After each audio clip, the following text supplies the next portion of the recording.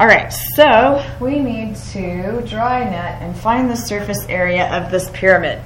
So we looked at some nets of pyramids in the last lesson, and this one's not hard to draw because basically there's a square on the bottom and then triangles coming off of each side. So let's just draw the net first. So I'm going to draw the square bottom. You don't have to draw this perfectly, you just need to be able to represent what's there. And the dimensions of the bottom are 12 yards and 12 yards. So I'm going to put 12 and 12. We'll just remember that it's yards for our final label.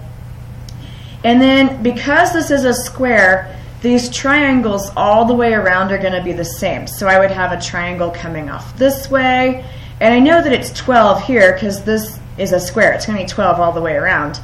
And then the height of the triangle would be this distance that they're giving you here. So this height right here is going to be 10. And then we have 4 of those. So they're all going to be the same. So in some ways, I think this is easier than what we did with the rectangular prisms because we have the base that's going to be a square. And then we have 4 triangles that are the same. So we could just find the area of one, take it times 4, add it all up. So this is how I'm going to show my work. So I'm going to put down square and show how I found that. So I labeled 12 all the way around. That might be confusing, but I want you to realize that on all of these triangles, the base is 12. But I only need 2 of them to do the area of the square. So it'll be 12 times 12. Does anybody know what 12 times 12 is? 24. That would be 12 plus 12. What is 12 times 12, Rhett?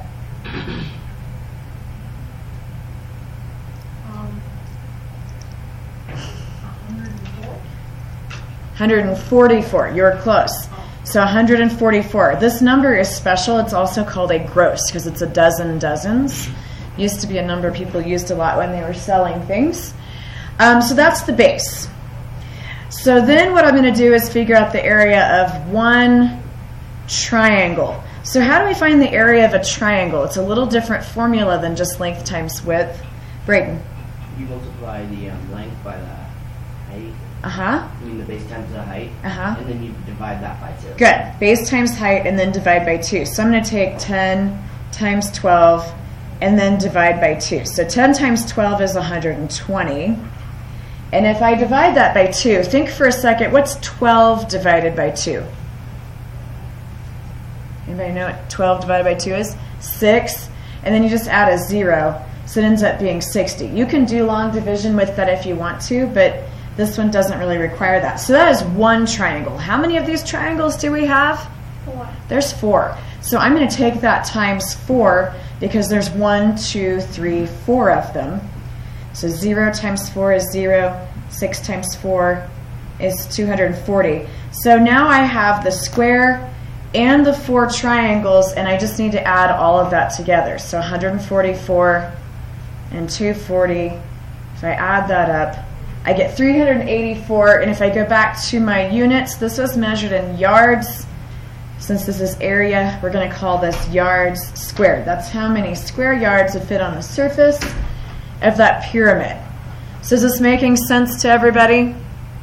I sometimes think this is actually easier than doing those boxes because with the boxes you've got 3 different sets of numbers and 3 different dimensions. And for this, all of these triangles were the same.